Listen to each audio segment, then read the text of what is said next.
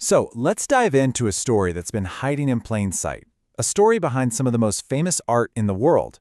It's about an artist who was all but forgotten, a secret manuscript she left behind, and an incredible journey into a world that exists, well, just at the very edge of our own. Yeah, you know these cards. Come on. Even if you've never had a reading, you've seen them in movies, on TV, everywhere. This is the Rider-Waite-Smith Tarot deck. From way back in 1909. For more than a century, these images have been a map for millions and millions of people. But you probably don't know her. This is Pamela Colman Smith. She's the artist, the visionary, who channeled every single one of those 78 iconic images. And while her art became world famous, her own story and the incredible journey that it kicked off was almost completely lost to time. So what if that tarot deck, what if it wasn't the end of the story? What if it was just the beginning? A secret manuscript, supposedly written by Pamela herself, suggests exactly that she didn't just draw the map. She eventually had to walk the territory herself. So let's meet her. This is Pamela Colman Smith. Her friends called her Pixie. She was this brilliant illustrator, a gifted storyteller, and a bit of a mystic, all rolled into one, living in London at the turn of the century. You know, a time when it was really, really hard for a woman to get the credit she deserved. All right, let's set the scene. It's 1909. Pamela gets a letter from a man named A.E. Waite. Now, he was a big deal in the esoteric society they both belonged to, the Golden Dawn, and he has a proposal for her to illustrate a brand new, totally revolutionary tarot deck. And I mean, just look at this breakdown. It's pretty staggering, right? Pamela poured her entire soul into this project. For 6 solid months, she was in this intense creative state, channeling these incredible archetypal images. She created the first ever fully illustrated minor arcana, which was a huge deal. And her reward for all that? A one-time fee. No royalties, ever. And her name gets stuck on the end after the commissioners. But here's the thing. This commission, it did more than just pay a few bills. According to her manuscript, this whole intense process was like an initiation for her. It literally opened some kind of door in her mind, a kind of inner sight that once it was on, she couldn't switch off. Okay, so fast forward a bit. We're now in 1933. Pamela is living a much quieter life down in Cornwall. But that inner sight that opened up all those years ago, it never went away. And then one day, on a walk she'd taken 100 times before, it leads her to something unbelievable, a path she has never ever seen before. And this is where everything clicks into place. The manuscript reveals this stunning realization she had.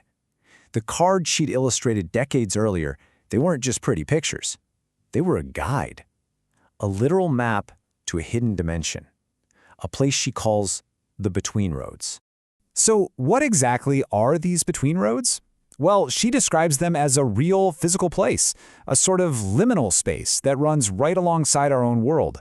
It's a landscape where time gets a little weird, and the normal rules of reality just don't quite apply. And her first steps onto this path? Wow, it's pure fairy tale stuff. She steps between these 2 old stones and suddenly the light changes. The air tastes different.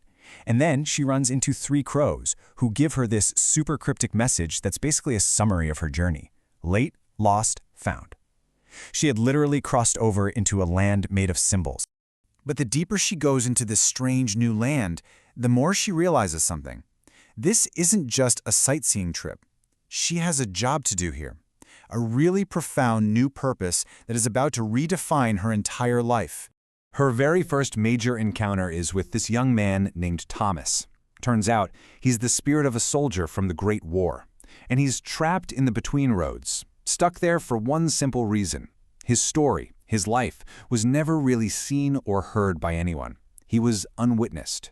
This experience leads her to this cave filled with the voices of all the unwitnessed dead from the war. And from that place, this vast presence asks her the single most important question of her life, the one that defines her new role. Will you bear witness? Will you be the one to see those who have been forgotten? You know, after a task that heavy, you'd need a guide, right? Well, she finds one. In a magical garden that seems to exist outside of time, she meets Aunt Nancy, this archetypal wise woman figure who finally gives Pamela the language to understand what's happening to her. And what Aunt Nancy tells her, it just reframes her entire life. See, all her life, Pamela had felt overlooked, used, kind of walked on. But here, in this magical place, that experience is flipped on its head. It's not a weakness. It's her sacred function. She is a bridge between the seen and the unseen worlds. And what do bridges do? They get walked on. That's their whole purpose. So, armed with this incredible new way of seeing herself, Pamela finally embraces who she truly is. She finds a kind of meaning in her life that fame or money or getting credit for her work could never, ever have given her. I mean, the transformation is just total. She goes from being an illustrator to a true seer. She goes from being a hired hand to a witness for lost souls. She's no longer just the person who made the map. She's now the traveler, the one actually walking the roads. She finally stops feeling overlooked and starts understanding her true profound purpose. And it all boils down to this one beautiful piece of wisdom from the manuscript. Her whole life, she'd struggled with being forgotten, with not being recognized. But on the between roads, she learns that recognition doesn't matter at all. The work, the act of witnessing, of being a bridge, that's what matters, simply because it is true. So the manuscript leaves us with this really powerful thought, that these paths, these between roads, they appear for anyone who truly needs them, if we just learn how to look. So the question I'll leave you with is this: what unseen paths might be waiting right now just at the edge of your own vision?